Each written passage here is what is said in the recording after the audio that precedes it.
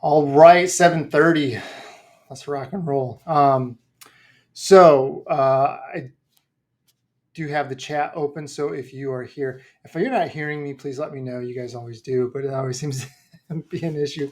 Microphone's on. I think I'm rolling, but if not, let me know. And I do have some questions already from people through the community and then through an email.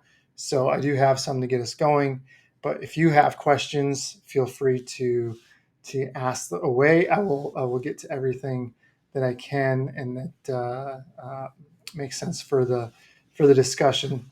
So just quickly, I think it's mid-July already. Can you believe that? It's we're already halfway through, summer vacations for school and things like that, and yeah, it's been. I know a lot of you. So if you're in the beginner plan, you're probably just starting into some speed work, and hopefully you're easing into that. And if you did not watch, please watch our handling the early segment of the early portions of the marathon training plans. I think that would be of benefit for many people.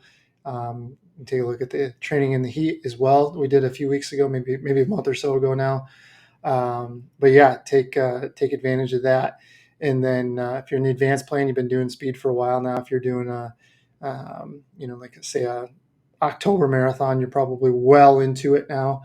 Definitely feeling the training and all that. So, so we have some people on here. So good. So now we can get rolling. So I did have some, like I said, I did have some questions, and we'll get into those. Feel free to ask away in the chat as well. All right, so I'm going to hop over to the LHR community feed where I got the most action from people. Ian asked, is an easy one. So thanks for setting me up, Ian. Do you still partner with Athletic Kinetics or for remote or video-based gait analysis? If not, is there a comparable recommendation for another service? Yes, at this time I am still with Athletic Kinetics. I found like their methods were in line with what I felt like our athletes would benefit from, and so yeah, I am. And so there's links in there. Um, I can always share that with you. But a lot of times in the groups, like so in the LHR community group or the Run Club group that's in my community on thecomfortrunning.com, we have a uh, we have a section with discounts, even in your dashboard as well. And then if you've purchased a plan from us, there we have a link to what they offer in the training plans as well. So we do, and that'll give you special pricing on what they offer. And full disclosure, I do get a little bit of kickback from that for kind of providing them some free advertising. So it's just part of their marketing budget, I guess. So, but full disclosure, I do receive a little bit from them.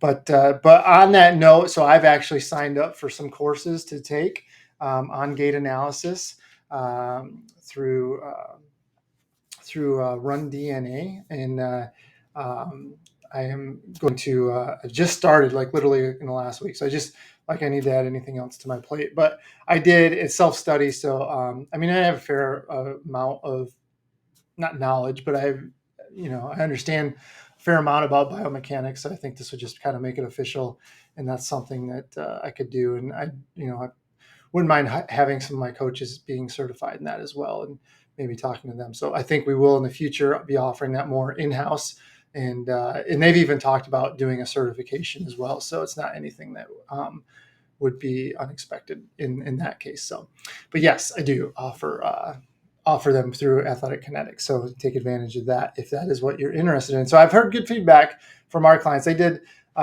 some stuff for me personally, and it was nice and it was practical, which I'm all about taking science but turning it into practical application, and they were very good at that. So yes. All right. So Tony asks, how do you know if you have cumulative fatigue or overtrained if your gadget, and then he lists a bunch of gadgets, said to rest? So, you know, I'm a kind of a minimalist guy. I feel like, you know, technology has a place for sure. And I'm actually very interested in the Aura Ring and things like that. But at the end of the day, they're algorithms. And so, like with a lot of stuff in training, we kind of have to take a look at the whole picture. And it's hard to say because they might just be saying like how much rest, right? Like you get the rest indicator on your Garmin. Like I need 4 weeks to recover from a workout or whatever it is. Like I think today I had like 5 days recovery for my next workout. So okay, you take it with a grain of salt. Do you need 5 days? I don't know. Is it complete rest? I don't know. So I think you have to kind of take that all as part of the big picture for one. Use the data for sure, but the data should just be that data to help you make a decision. But I do have a blog post on this, and it is something to the effect of overtraining versus cumulative fatigue. So I do have a pretty in-depth blog post that you can find on my site, lukehumphrey.running.com. And then, but the main thing is to take away from this is that so with marathon training, like now here's the deal. If you're super tired now and you're just starting the speed work, or you're not, and you're either way, you're not into the tempo runs yet, you're probably setting yourself up for overtraining. And so that might be an issue of the schedule is, but more than likely right this time of year, it's usually an issue of the 3 R's of rehydration, refueling, and recovery from workouts. The other thing I would say is a lot of times people are trying to force the paces. So like, let's say, your speed work is supposed to be at, 7-minute mile pace, and you're trying your darndest to run 7-minute mile pace, even though it's 85 degrees with 90% humidity. That's probably causing you more harm than good. So I would look at those things first right now. But if you get into where, say you're doing the advanced plan and you're at week 12 and you're feeling really tired and fatigued and things like that, that's probably cumulative fatigue, as long as you're still hitting the workouts, right? So like, say you're doing an 8-mile tempo. So you warm up, you feel like garbage. The first mile is a little rough, but then you ease into the pace. And by the end of the workout, you're hitting all the paces. That's fine. That's more cumulative fatigue. But if you are doing that same tempo and it starts out rough and it never gets any better, then you're probably on the verge of cumulative fatigue, if not already there. And you probably really need to watch how far you push on that and maybe even back it off from there. But as we talked about training in the heat and handling the first part of your marathon training and the other webinars that we've done, we address a lot of that, because what happens is right now during summer, it seems like it's so far away, but people tend to train for where they want to be and not necessarily where they're currently at. And that's probably the biggest mistake I see, especially over the summer, because it's hot, it's humid. Your paces should probably be adjusted early on by heat and humidity, or go by what your current paces are versus what you want to end up being in, September, October, November, those types of things. So those are the things that I would probably be looking out for more right now, especially if you're, like I said, if you're 6 weeks into an 18-week plan and you're already wondering if you're overtrained, you're probably not yet, but you're going to be.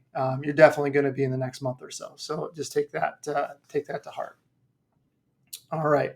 Leah is asking, when adjusting for heat and humidity using the calculator, is it okay to make the new adjusted window a little bigger? For example, adjusting to include the slower side of your unadjusted pace, or is this a setup?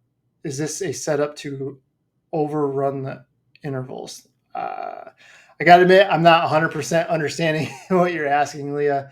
But what I will say is that the paces might overlap, and it's not a big deal.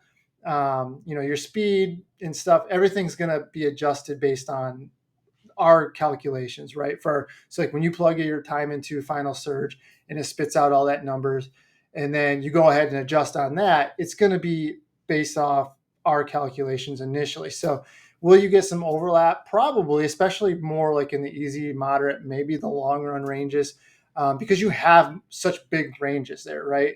And so you probably will have some overlap, but they're also weighted too. So like an easy run is probably not going to affect you as much as, say, a marathon pace workout, right? So, and you have a big range of time there, right? So if you're easy run range is 9 minutes to 10:30, you tend to run 9-minute pace. Well, heat adjusted, it's 9:45. Well, you're still technically within your easy range. You just adjusted for the heat and humidity, right? So it's going to be that broader range is probably where you're going to see any potential conflict, but it's also already included in your ranges anyway. But as you get faster, the thing is too, when you get faster, they're all set up on ranges anyway. So you're going to have a little bit of play there. So I guess I'm not 100% sure what you're asking there, but I would just kind of follow what the paces are guiding you. The other thing I would say too is that I had this conversation with an athlete today who's in Texas. Um, we're describing like, so I get heat and humidity, but it's not as oppressive as it is in Texas. And we both agreed it's probably not as oppressive as it is in Florida, right? Because not only is you're getting a lot of the heat, but you're getting way more humidity as well. And that's going to play a big role. So it's all kind of relative too. So like one of my athletes, Ricardo, who's in Southern Florida, he handles it pretty darn well because he's in it all the time. If I were to go to South Florida, even though I'm in Michigan now, and it's today it was it felt a little cool and it was still 82 degrees, but humidity was a little bit lower. If I go down there to Florida, it's gonna wreck me, right? And I can attest to that too. So like in 2008, when Brian Sell was training for Beijing, myself, Coach Morgan, we went down to Florida to train with Brian for a couple of weeks. We were basically his domestique, right? We were leading him through his workouts and all that good stuff, and just trying to, give him some reprieve. Basically letting us do the work, and just dealing with the heat and humidity in Florida. And so we'd be training in Michigan all summer, June, July, and first part of August. And then we go down there, and it was like a whole different world, right? So it's all. My point is that, depending on where you're at, since there is a big range on those heat adjustments, you might be on the faster side of those, and it might actually even be in what your unadjusted level is.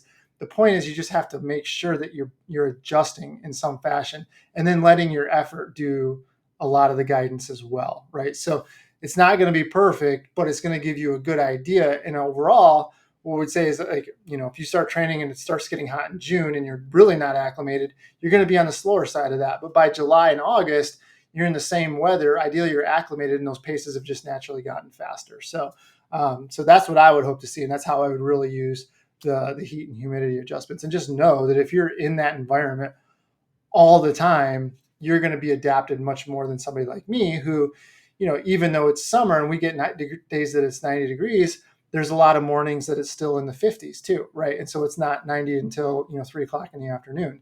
And so that makes a big difference, because I'm not necessarily training in those hot and humid conditions every single day like other people are. So just take that as it is too.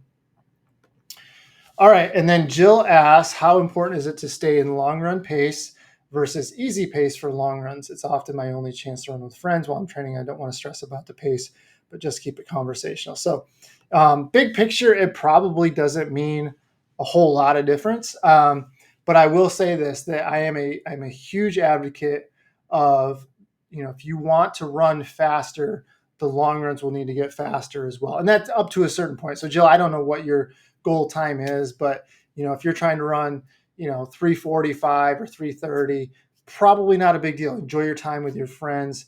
If you're trying to run like 3:20, 3:10, 3 hours, then the long runs do become more important than just putting time on your feet, right? We want to put time on our feet at a certain effort, and so it would eventually become an issue.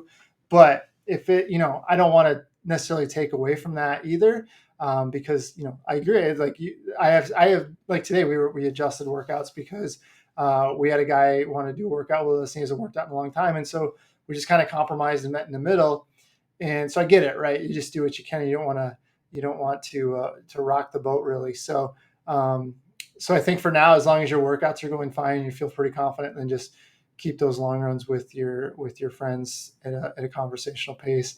And I would honestly much rather see that than you be the person that kind of one steps and tries to drag them along at your pace. That's not necessarily going to win you any more friends either. So I think that's okay as far as that goes.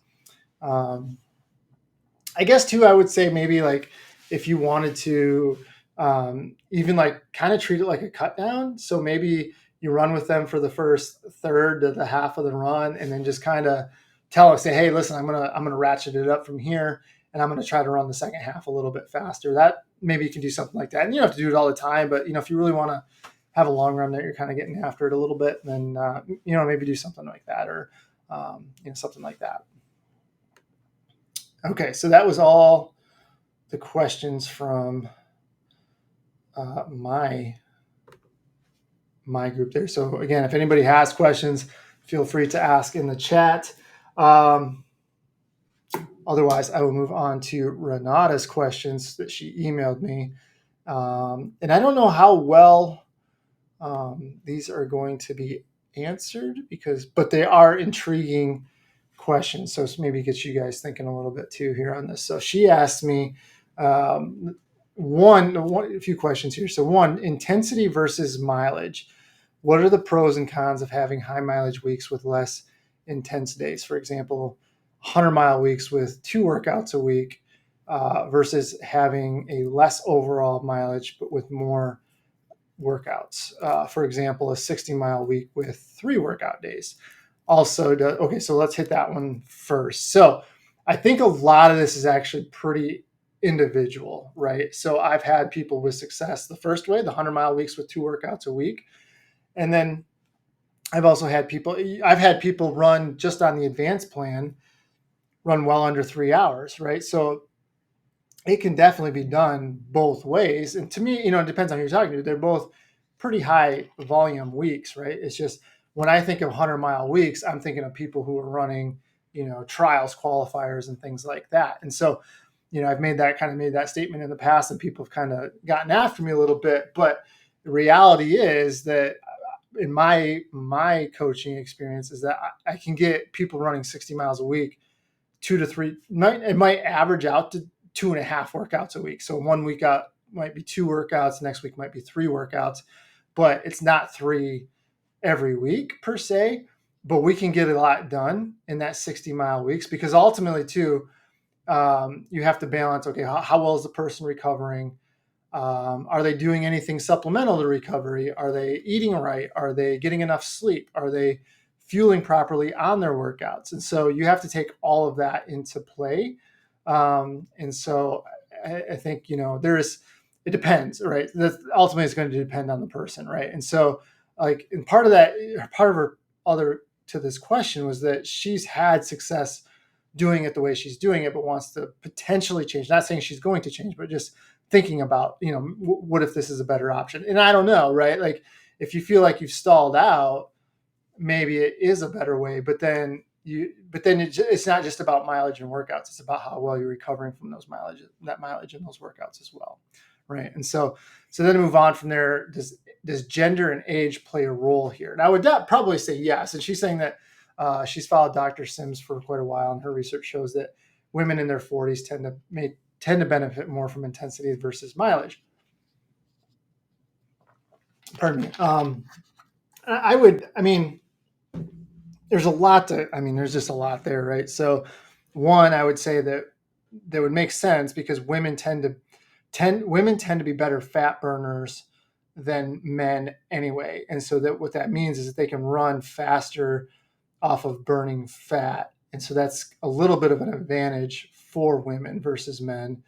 I feel like women tend to be able to sustain careers longer. I think you look at like a Dina, like a Colleen DeRuck, a Dot McMahon even, and then even like a Sarah Hall, who's I think is approaching 40.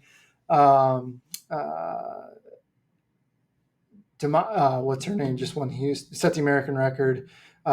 She's almost 40.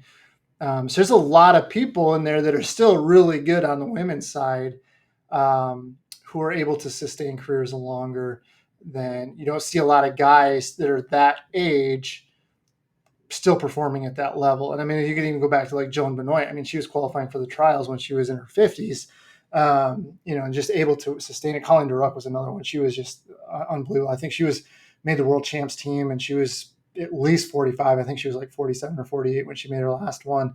And so she had a very, very long career. So it does. I think gender and age do play a role, but I don't think as far as age goes, I don't necessarily think it's just the age part. I think it's more the fact that as we do get older, we just stop doing certain things, whether it's because of time, we just don't want to anymore, whatever the case is. But you see it all the time. And so when I looked at this, like my master's thesis was on maximal heart rate. I know it's not in Oakland. I got mine from Oakland University, and what we had was we had a community-based gym center, and so we had thousands of people that we had heart rate data on for years. And what we found was age was a lot less of a independent factor for declining in ability than your exercise level. So what we found is basically if you were an exerciser and you exercised for long stretches of your life and you never really stopped, you were actually able to maintain a very high fitness level and be able to do very, very well across the board a lot longer into life than somebody who was sedentary most of their life and then just started exercising later on or didn't exercise at all. Those people tended to fall way off of what they were capable of doing. And so I think that's more of an issue, is like, how are you handling your exercise as you're aging? So I know that doesn't directly answer the question, but I feel like those are the things you have to think about. And it's more complex than just, do I do 100-mile weeks with 2 SOS or, versus. So, and I also would say too, that my experience as a coach with people as they've gotten older is they just don't want to do short races anymore. They just want to do marathons, or they want to move up to ultras and stuff like that. And they just want to leave that behind. And when you do that, it's kind of the opposite when we talk about building the house from the foundation up. But at that point, you've already got a big foundation. Now you're taking it down from the roof, right? And so you're taking away an element that's going to make you better, that's going to provide you something, and just work on one thing. And that's never a good idea. So my honest opinion would be, just if you keep a balance in training, you're going to do pretty well, right? And if you never stray too far away from doing something, you're going to maintain that for a long time and have that ability for a long time. Yeah. So, and I agree. Like if she's saying that it's not broken what she's doing, and she's still PRing. And so then, yeah, I would say you rock that until it doesn't work anymore, and then you adjust what you need to adjust. But I do think that I think it's more about, if you never stop using it, it's going to take a lot more to lose it, right? And I think that's kind of where I would be on that camp.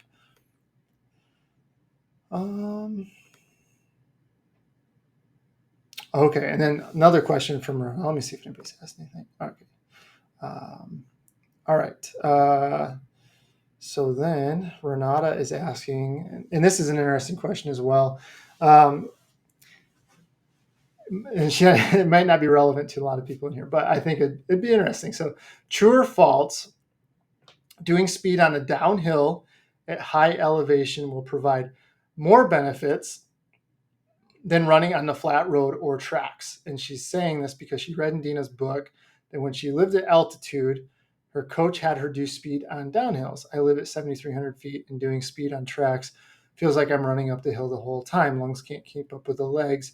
Do you feel like doing speed on the downhills would benefit more for general development of speed versus doing them on the tracks? Not race specific, but when I race at lower elevation. So, I mean, altitude's not necessarily my area of expertise, but I recall something similar with Ryan Hall before Boston, and it was the year he ran 204, but it was a year where it was literally a wind pushing you from the back, right? And it was like the dream conditions to run fast, and it was it's a net downhill. I remember him basically saying something where, to the effect of, it doesn't matter unless your legs have the turnover to handle it. And I think that's what they're getting at with this. And you kind of put it in perspective. Like, if you're at altitude and you can't physically run that fast, right? You're limited. And so you don't get that turnover with your legs. Like, no matter how how intense the workout is, the legs aren't getting the turnover that they would say at a sea level track on a nice fall day. It's just not going to happen. And so my best guess would be that it's more about you do the speed on the workout. It's not really a physiological thing. I think it would be more of a mechanical thing, like getting that leg turnover, and being able to get that high repetition turnover on the legs, and that would make sense. But I don't think physiologically that it's actually doing more for you. It's just making you feel like you're running fast and getting that cadence up and all that good stuff. So that's what I would say. And I would also say that you'd want to be really careful on doing that, because if you're doing the downhill speed, not only do you have the mechanical damage of doing the pounding on the downhill, but you're also doing a lot of eccentric contractions, which is going to, pull those muscle fibers apart.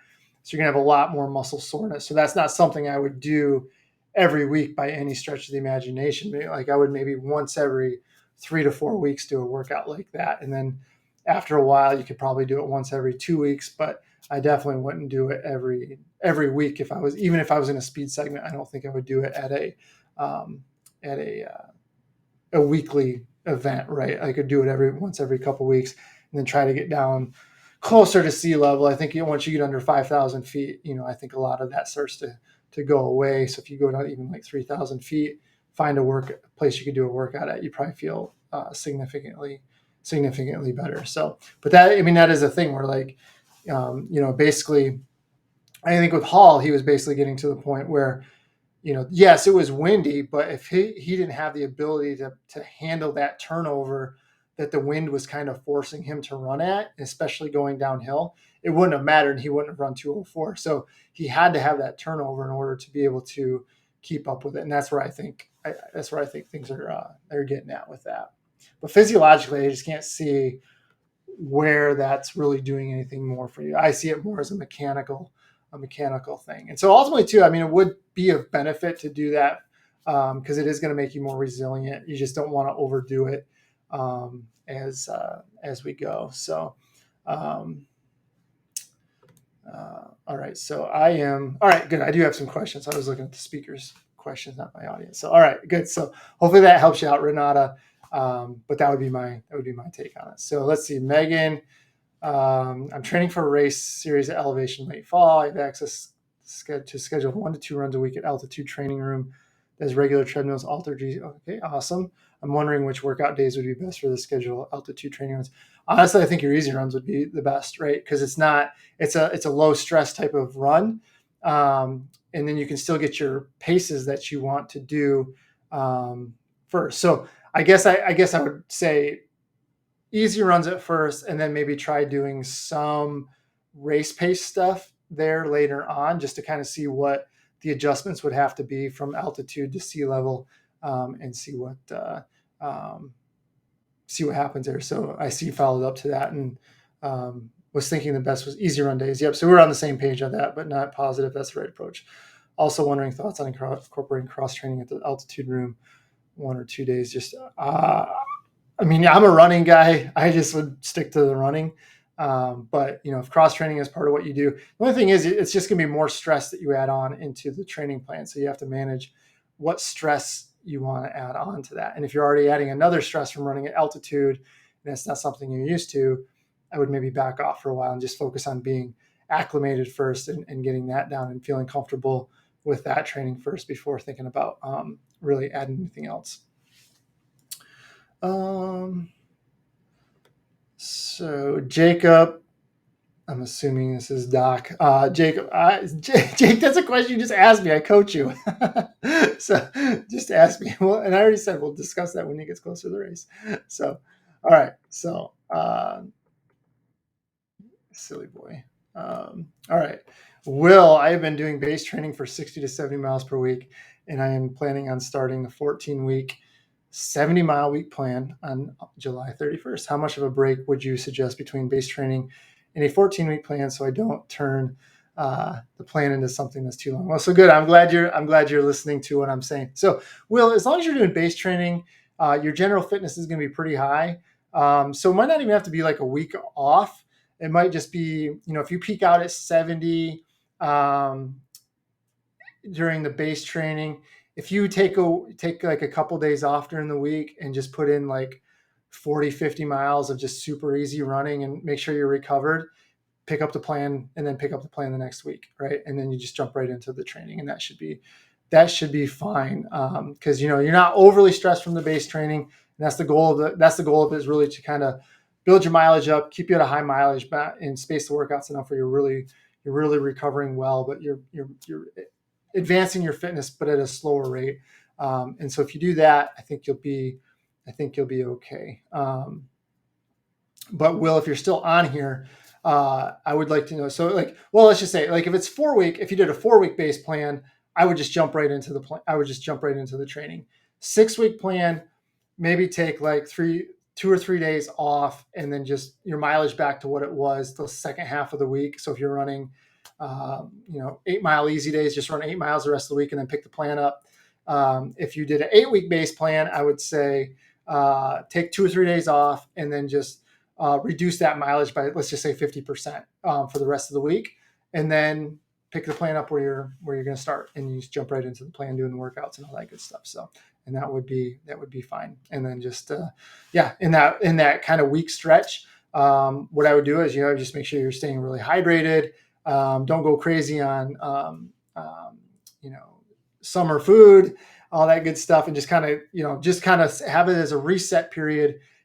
But the goal is, Sunday or Monday, we're hitting the ground running, right? Literally. And we're going to jump right into the training. So, so good questions there. All right. Yeah, so that's good. I think we're good. Jacob, I'm not answering your question because I'll just tell you. All right, guys. So, all right. So Stephanie has one here. Is there a point close to the race where I should stop my strength training? It depends what you're doing, right? So heavy lifting, I've read a lot of, like, Jay Deshari, who is a big influence for me. He's like at least a few weeks, things like core and stuff like that, you can do. I mean, I have athletes doing that up, the week of the race, just for a little more routine than actually getting stronger or anything like that. It's just kind of keeping the motion, going through the motions in check, and it just helps with the taper. But I don't have them do any core, 3 days, 3-4 days before the race. But heavy lifting, you probably want to stop a little sooner. Plyometric explosive stuff, which I don't really coach a lot of people into that. But that's really like the last phase of strength training. And that can actually be pretty close to a race. I've never gotten any concrete answers for the marathon, but for like 5K, 10K, half marathons, you can do it up like till 96 hours before the race and be okay. I wouldn't do that for a marathon. I just wouldn't risk it. I would say a couple weeks for that as well, before a marathon. So that's how I would handle.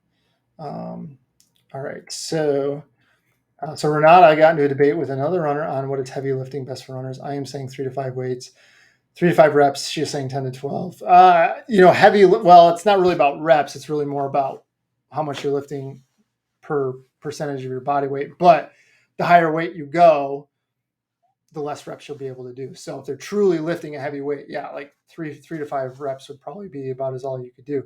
10 to 12 is more like 10 to 12 reps at a moderate type of weight. That's more for like it's kind of where the strength and endurance curves meet. So it's kind of the best of both worlds, but I don't think I would classify it as heavy lifting. 3 to 5, 3 reps to failure is what I would consider heavy lifting. Yeah. So tell her I was right. tell her Luke told you. No, I'm just kidding. But yeah. And then, all right, let's see. Tiffany, if I move some runs around, the general rule of thumb is 1 easy day between SOS. Yeah. rule of thumb is one easy day, at least, depending on the workout. So if you know you don't do speed very well, you might want to try to give yourself 2 days before the next workout. But yeah, if you handle the workouts pretty well and you can recover well, 1 day is pretty good. So yeah, I just don't. Once in a while, workouts back to back are fine, but I don't. I try to stay away from it as much as I can. So I shouldn't even have said that. I should have said no. But yeah, one day rest in between. Um, Jacob, I am gaining muscle weight. Yeah, he's a brute. That's good for the 10K, but not necessarily, right? So like, let's put I'll put it this way.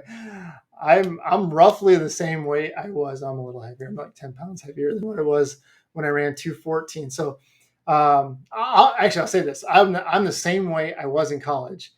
I am not the same body composition I was in college. Um, so weight, it depends on where it is, right? So if you Jake's at home ripping bicep curls and getting the pythons out, he's probably not. It's probably not going to help him much in running, right? It's just added weight. Is it better than just a bunch of fat weight? Yeah, sure, whatever it is. But it's not necessarily going to help him run faster. But if it's muscle weight in his quads and his hamstrings, his calves, things like that, that's directly going to be proportionate to the amount of force he can generate running. And that's actually going to make him a little bit faster. So, and I would say this, I would say, Jacob, has your weight actually gone up or has your body composition changed? Right. So, and to be fair, and it would take a lot of lifting to add a significant amount of muscle, right? To add more than a couple pounds, right? So, because I always use the example of my brother-in-law. So, my brother-in-law is a professional bodybuilder, and I was a professional runner for 15 years, and so we trained hour-wise. We probably trained about the same amount per um, uh, per week, right? So he would probably train 15 hours a week. I probably trained 15 hours a week. It took him 25 years to put the muscle on that he has, and it took me 15 years to be able to develop the cardiovascular, all that good stuff, right? So think about that, right? So we're both training 15 hours a week in our niche area, and he got really good at what he does, and what I got really good. So if I'm spending 2 hours a week doing what he does, I'm not adding. And if he does 2 hours a week what I'm doing, he's not adding anything really. He can run a mile without stopping, probably, right? Because he's 285 pounds, right? So and it's all, he just doesn't have the cardiovascular system, right? That we have, right? And so that's how I look at it, right? So, uh, yeah, so it's no, we're good, Jacob. Jacob's just messing around. So, he's a, he's cool. But yeah, so it's all relative to what you're doing, right? And so, but yeah, it would be, in his case, and so Jacob's saying he's only put on a couple pounds, so that's probably actually going to help him. And honestly, the best thing for body composition standpoint is putting that muscle on in the legs in general. Like this would be if you were a 4-hour, 5-hour marathoner trying to lose weight. The best thing for you to do is put muscle on in your legs because it's so much more metabolically active. It's doing so much more because you have way more muscle mass in your legs than you do your arms and your shoulders and your chest, right? And so you put more muscle on there. That's metabolically active tissue. That's going to raise your resting metabolic rate. You're going to burn more fat at rest. You're going to be able to do more work. So that's not a bad thing. So I know we kind of jumped around, but yeah, I mean, runners can be too muscular for sure. I mean, I guess it all depends on what your goals are, right? So if because you have to be careful too, right? Like if you're I can't even talk. All right, if you're making bigger muscles, you are adding. What are you adding? Right, you're adding more, probably faster twitch fibers. Because what happens is first neurological connections get better. So that's the first when you start so like, doing curls, like you do 10 pounds and then 2 weeks later you can do 15 pounds. That's all neuromuscular. And then you're maximizing the muscle fibers you have, and then you're finally adding on more muscle fibers. So it would take a ton of lifting. You would have to be doing more lifting than running to get to that point where it's really going to be, you're probably more of a lifter who runs than a runner who lifts, right? So that's where I would say on that. All right, so Will's got one here. Is there a good way to gauge your fitness during training plans other than racing periodically during the schedule? Yeah, so I've thought about this a little bit. I think one of the things you could do is, so like in Final Surge, if you go under reports, you can see your average paces for the week. And so ideally, what you would see is that start out slower, and then over the weeks, that average pace for your runs come down come down meaning getting faster, and then eventually, once you get into your race pace stuff, doing that the majority of your work, that's probably going to level off. So once you get to that leveling point, how you got a good idea that you're fit and you're probably getting ready to go. But then if you see that for a few weeks and it starts reverting back the other way, that's probably a sign that you might be overcooked a little bit. If minus the taper, like your taper week or so is not, you're going to be slower because you're going to be going from doing a bunch of workouts to just running easy runs. So that pace is naturally going to slow down. You get to a point where it depends on what you're training. So for the marathon, I always felt like when I got to the point with the 10-mile tempos where they were hard, but I felt like I could go another 3 or 4 miles. I felt like that was a good spot to be. I always felt like I was pretty much ready to go at that point. And then obviously if it was not happening, I knew I probably wasn't as fit as I was hoping to be. But those are the big things. I usually circle. And the problem with like the beginner plan and the advanced plan is you just do like every Thursday, obviously you're doing, 6, 8, 9, 10. And so it's hard, I think people get into a mindset where they just attack those all the time. And I would almost kind of pick out like the last 8-miler, the last 9-miler, and the last 10-miler, and really try to just kind of treat that like a race, do everything in your routine, and just see how that feels. And then obviously if it crashes and burns, you might not be ready. But if you get through it and you feel like, man, I could go another 3-4 miles, I'm ready. I'm really ready to get going. So I think you just feel that. But a lot of it just comes down to in the training, like, and that's kind of like I felt like with the cumulative fatigue, I guess, is that like I always felt tired, and I was always like at the point where, man, like I don't know if I can do this workout. And then I would do it and I would be like, wow, I did that. And it didn't feel as bad as I thought it would.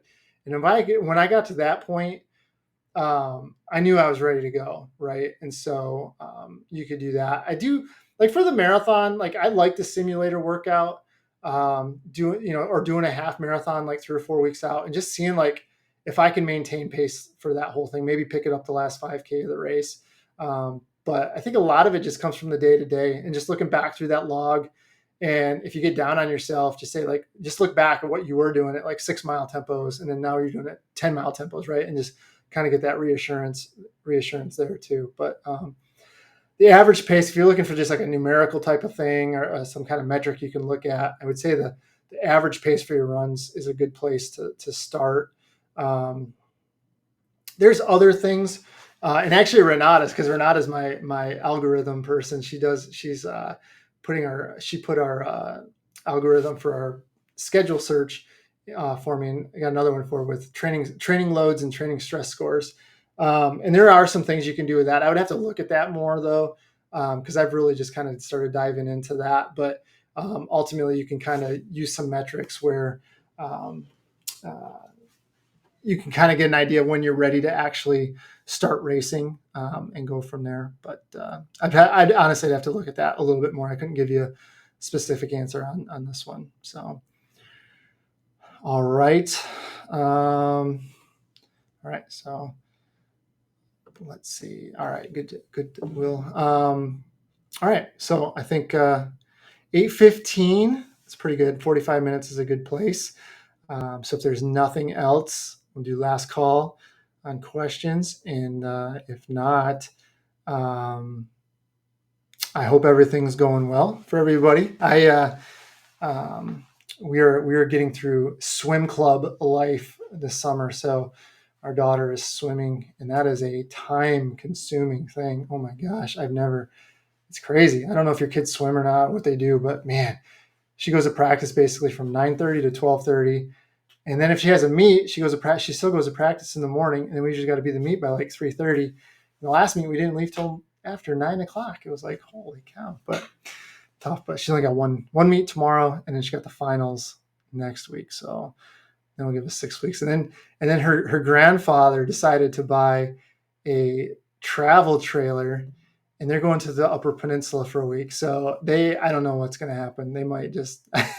I just told Josephine, hey, because my grandfather cannot back anything up, right? So like, I just said, he starts cursing, just cover your ears, just give him 15 minutes, he'll be fine. So we'll see. All right, so hopefully, so I just kind of dragging there to see if any other questions, but I don't think there's any other questions. So all right, have a good rest of your week, guys. We do have a couple more talks coming up. I think we're going to go like how to handle the mid section of the training as we start getting into more transitioning from speed to strength for a lot of people. And then I think I have another one after that. I had a bunch scheduled through basically August for us, and really kind of focusing on people using the marathon plans, and then go from there. So, all right. Yeah. Have a good rest of your week. Have a good evening, and we'll talk to you next time. So, all right. Bye-bye.